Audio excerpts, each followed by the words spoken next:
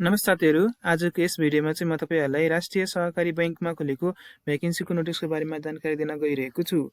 र यो भ्याकेन्सीको लागि चाहिने आवश्यक शैक्षिक योग्यता के कस्तो रहेको छ, कुन पदका लागि खुलेको छ र आवेदन चाहिँ कसरी दिन सकिन्छ, यो सम्पूर्ण जानकारीहरू म तपाईलाई यस भिडियोमा जानकारी दिने नै छु। सो भिडियो चाहिँ पुरै हेर्नु होला।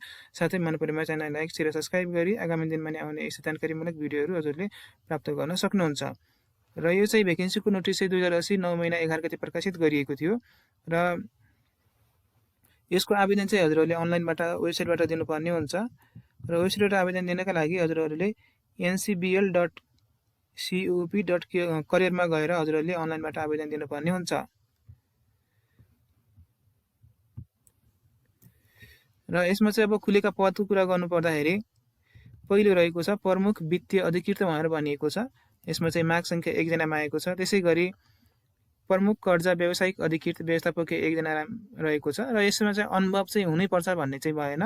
अर्को चाहिँ न्यूनतम योग्यता पुगेको छ भने हजुरले आवेदन दिन सक्नुहुन्छ। त्यसपछि खुलेको पद भनेको व्यावसायिक विकास प्रमुख भनेको छ, व्यवस्थापकीय श्रेणीको रहेको छ, 1 जनामा आएको छ र यसमा त्यसैगरी आन्तरिक लेखा परीक्षक प्रमुख रहेको छ, अधिकृत 1 जना। र यो राष्ट्रिय सहकारी बैंकमा यो भन्दा अगाडिको भ्याकेन्सी खुलेको थियो, त्यसमा धेरै क्वेशनहरु पनि मैले बनाएको थिएँ हैन। त्यो क्वेशन पेपर पनि हजुरले हेर्न सक्नुहुन्छ। यसको सिलेबस कस्तो रहेको छ त्यस पनि सिलेबस मैले भिडियो बनाइसकेको थिएँ। त्यो भिडियोहरु हजुरले हेरेर धेरै जानकारीहरु लिन सक्नुहुन्छ। सो च्यानल सब्स्क्राइब गर्न चाहिँ नभुल्नु होला र यो भन्दा अब आउने दिनहरुमा पनि म तपाईलाई क्वेशनहरु कस्तो आउन सक्छ, क्वेशन पेपरहरु यो भन्दा अगाडिको साल कस्तो क्वेशन पेपरहरु आएको थियो त्यो सम्पूर्ण जानकारीहरु लिएर आउने नै छु। सो च्यानललाई सब्स्क्राइब गर्न चाहिँ नभुल्नु होला। अर्को रहेको छ कानुन अधिकृत 1 जना रहेको छ। त्यसैगरी तालिम स्तरीय अधिकृत भनेर अधिकृत श्रेणीकै 3 जनामा आएको छ भने शाखा प्रमुख अधिकृतमा 15 जना रहेको छ। त्यसैगरी कर्जा अधिकृत कृषि लघु परियोजनामा अधिकृत 2 जना रहेको छ। अर्को रहेको छ व्यवस्थापन प्रशिक्षार्थी रहेको छ, अधिकृत 15 जना। त्यसैगरी कनिष्ठ सहायक रहेको छ, 60 जनामा आएको छ र सेवाको किसिम स्थायी रहनेछ, पर्मानेन्ट रहनेछ। तलब सुविधाहरू बैंकको नियमअनुसार रहनेछ। उमेरको दरखास्त दिने अन्तिम मिति भनेको छ जस्तो म्यानेजमेन्ट श्रेणीका लागि 25 वर्ष पुरा भई 45 वर्ष नआएको हुनुपर्नेछ भने अधिकृत श्रेणीका लागि 21 वर्ष पुरा भई 30 वर्ष नआएको हुनुपर्नेछ। सहायक स्तरका लागि 18 वर्ष पुरा भई 35 वर्ष नआएको हुनुपर्नेछ। र यस बैंकमा कार्यरत स्थायी अस्थायी करार कर्मचारीको हकमा चाहिँ उमेर चाहिँ लागू हुने छैन भनेर भनिएको छ। आवश्यक न्यूनतम योग्यता के कसो चाहिन्छ त त्यस सम्बन्धी जानकारी दिन गइरहेको छु। र जस्तो प्रमुख वित्तीय अधिकृत प्रबन्धक सहायक प्रबन्धकको हकमा कुरा गर्नुपर्दाखेरि मान्यताप्राप्त शिक्षण संस्थाबाट व्यवस्थापन मानविकी अर्थशास्त्र वाणिज्यशास्त्र विषयमा न्यूनतम द्वितीय श्रेणी वा सो सरहको अङ्क सहित स्नातक उत्तर उपाधि हासिल गरी बैंक तथा वित्तीय संस्थामा सहकारी वा सम्बन्धित क्षेत्रको अधिकृत स्तरमा कम्तीमा 3 वर्षको कार्य अनुभव हुनुपर्नेछ। र प्राथमिकता कसलाई दिनेछ भन्ने कुरा यहाँ उल्लेख गरेको छ। चार्टर अकाउन्टेन्सी परीक्षा उत्तीर्ण गरी बैंक तथा वित्तीय संस्थामा कार्य अनुभव भएको तथा नेपालको लेखा प्रणाली र कर प्रणालीको राम्रो ज्ञान अनुभव भएको साथै तथ्याङ्कीय विश्लेषण क्षमता प्रस्तुतीकरण क्षमता तथा सम्बन्धी राम्रो ज्ञान भएको हुनुपर्नेछ। त्यसैगरी दोस्रो रहेको छ प्रमुख कर्जा व्यावसायिक अधिकृत प्रबन्धक सहायक प्रबन्धकको हकमा मान्यताप्राप्त शिक्षण संस्थाबाट व्यवस्थापन मानविकी अर्थशास्त्र वाणिज्यशास्त्र विषयमा न्यूनतम द्वितीय श्रेणी वा सो सरहको अङ्क सहित स्नातकोत्तर उपाधि हासिल गरी बैंक तथा वित्तीय संस्थामा वा सहकारी वा सम्बन्धित क्षेत्रको अधिकृत स्तरमा 3 वर्षको कार्य अनुभव भएको हुनुपर्नेछ। र प्राथमिकताको कुरा उल्लेख गरेको छ बैंक तथा वित्तीय संस्थामा कर्जा लगानी इन्स्टिट्युसनल क्रेडिट लेन्डिङको क्षेत्रमा कार्य अनुभव भएको साथै तथ्याङ्कीय विश्लेषण डाटा एनालाइसिस क्षमता प्रस्तुतीकरण क्षमता तथा स्प्रेडसिट सम्बन्धी राम्रो ज्ञान भएको हुनुपर्नेछ। अर्को रहेको छ व्यवसाय विकास प्रमुख सहायक प्रबन्धकको हकमा मान्यताप्राप्त शिक्षण संस्थाबाट व्यवस्थापन मानविकी अर्थशास्त्र वाणिज्यशास्त्र विषयमा न्यूनतम द्वितीय श्रेणी वा सो सरहको अङ्क सहित स्नातक उत्तर उपाधि हासिल गरी बैंक तथा वित्तीय संस्था वा सहकारी वा सम्बन्धित क्षेत्रको अधिकृत स्तरमा कम्तीमा 3 वर्षको कार्य अनुभव हुनुपर्नेछ। प्राथमिकता बजार विश्लेषण तथ्याङ्क विश्लेषण क्षमता प्रस्तुतीकरण क्षमता स्प्रेडसिट सम्बन्धी राम्रो ज्ञान भएको हुनुपर्नेछ। अर्को रहेको छ लेखा परीक्षण प्रमुख वरिष्ठ अधिकृत र सहायक अधिकृतको हकमा मान्यताप्राप्त शिक्षण संस्थाबाट व्यवस्थापन मानविकी अर्थशास्त्र वाणिज्यशास्त्र विषयमा न्यूनतम द्वितीय श्रेणी वा सो सरहको अङ्क सहित स्नातकोत्तर वा चार्टर अकाउन्टेन्सी परीक्षा उत्तीर्ण गरी वा मान्यताप्राप्त शिक्षण संस्थाबाट व्यवस्थापन मानविकी अर्थशास्त्र वाणिज्य शास्त्र विषयमा न्यूनतम स्नातक तह द्वितीय श्रेणी वा 16 अङ्कसहित उत्तीर्ण गरी बैंक वित्तीय संस्था वा सहकारी वा सम्बन्धित क्षेत्रमा 3 वर्षको कार्य अनुभव हुनुपर्नेछ भनेर भनिएको छ। प्राथमिकता कसलाई दिन्छ त भन्दाखेरि चार्टर अकाउन्टेन्सी परीक्षा उत्तीर्ण गरी सम्बन्धित क्षेत्रको कार्य अनुभव भएको हुनुपर्नेछ। अर्को रहेको छ कानुन अधिकृत, वरिष्ठ अधिकृत, अधिकृत। यसमा चाहिने योग्यताको कुरा गर्नुपर्दाखेरि मान्यताप्राप्त शिक्षण संस्थाबाट वाणिज्य कानुनमा न्यूनतम द्वितीय श्रेणी वा सो सरहको अङ्कसहित स्नातकोत्तर उपाधि हासिल गरेको वा मान्यताप्राप्त शिक्षण संस्थाबाट वाणिज्य कानुनमा न्यूनतम द्वितीय श्रेणी वा सो सरह अङ्कसहित स्नातक उपाधि हासिल गरी कम्तीमा 3 वर्षको सम्बन्धित क्षेत्रको कार्य अनुभव भएको हुनुपर्नेछ। प्राथमिकता बैंक तथा वित्तीय संस्था वा सहकारी क्षेत्रमा कानुन विभागमा कार्य अनुभव भएको हुनुपर्नेछ।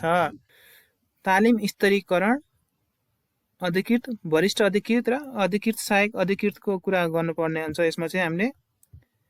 र यसमा चाहिँ हजुरको मान्यताप्राप्त शिक्षण संस्थाबाट व्यवस्थापन मानविकी अर्थशास्त्र वाणिज्य शास्त्र विषयमा न्यूनतम द्वितीय श्रेणी वा 16 सरहको अङ्कसहित स्नातकोत्तर उपाधि हासिल गरेको वा मान्यताप्राप्त शिक्षण संस्थाबाट व्यवस्थापन मानविकी अर्थशास्त्र वाणिज्य शास्त्र विषयमा न्यूनतम द्वितीय श्रेणी वा 16 सरह अङ्कसहित स्नातक उपाधि हासिल गरी बैंक वित्तीय संस्था वा सहकारी वा सम्बन्धित क्षेत्रमा 3 वर्षको कार्य अनुभव भएको हुनुपर्नेछ। र यसमा चाहिँ जस्तो वरिष्ठ अधिकृत र अधिकृतको हकमा स्नातकोत्तर गरी सम्बन्धित क्षेत्रमा क्रमशः 4 वर्ष र 2 वर्षको कार्य अनुभव भएको वा स्नातक उपाधि हासिल गरी उम्मेदवारको हकमा चाहिँ 7 वर्ष र 5 वर्षको कार्य अनुभव भएको हुनुपर्नेछ।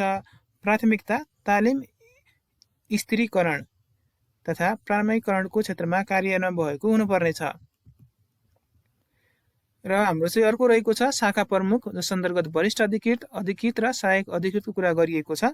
अब यसको लागि चाहिने न्यूनतम शैक्षिक योग्यताको कुरा गर्नुपर्दाखेरि मान्यताप्राप्त शिक्षण संस्थाबाट व्यवस्थापन मानविकी अर्थशास्त्र वाणिज्य शास्त्र विषयमा न्यूनतम द्वितीय श्रेणी वा 16 सरह अङ्कसहित स्नातकोत्तर उपाधि हासिल गरेको वा मान्यताप्राप्त शिक्षण संस्थाबाट व्यवस्थापन मानविकी अर्थशास्त्र वाणिज्य शास्त्र विषयमा न्यूनतम द्वितीय श्रेणी वा 16 सरह अङ्कसहित स्नातक उपाधि हासिल गरी बैंक वित्तीय संस्था वा सहकारी वा सम्बन्धित क्षेत्रमा 3 वर्षको कार्य अनुभव भएको हुनुपर्नेछ। र वरिष्ठ अधिकृत र अधिकृतको हकमा स्नातकोत्तर गरी सम्बन्धित क्षेत्रमा क्रमशः 4 वर्ष र 2 वर्षको कार्य अनुभव भएको वा स्नातक उपाधि हासिल गरेको उम्मेदवारको हकमा क्रमशः 7 वर्ष र 5 वर्षको कार्य अनुभव भएको हुनुपर्नेछ। प्राथमिकता बैंक वा वित्तीय संस्थामा शाखा प्रबन्धक वा सहकारी संस्थामा व्यवस्थापक भई कार्य गएको हुनुपर्नेछ भने कर्जा अधिकृत, अधिकृत र सहायक अधिकृतको हकमा मान्यताप्राप्त शिक्षण संस्थाबाट व्यवस्थापन मानविकी अर्थशास्त्र वाणिज्य शास्त्र विषयमा न्यूनतम द्वितीय श्रेणी वा 16 सरहको अङ्कसहित स्नातकोत्तर उपाधि हासिल गरेको वा मान्यताप्राप्त शिक्षण संस्थाबाट व्यवस्थापन मानविकी अर्थशास्त्र वाणिज्य शास्त्र विषयमा न्यूनतम द्वितीय श्रेणी वा 16 सरहको अङ्कसहित स्नातक उपाधि हासिल गरी बैंक तथा वित्तीय संस्था वा सहकारी वा सम्बन्धित क्षेत्रमा 3 वर्षको कार्य अनुभव भएको हुनुपर्नेछ।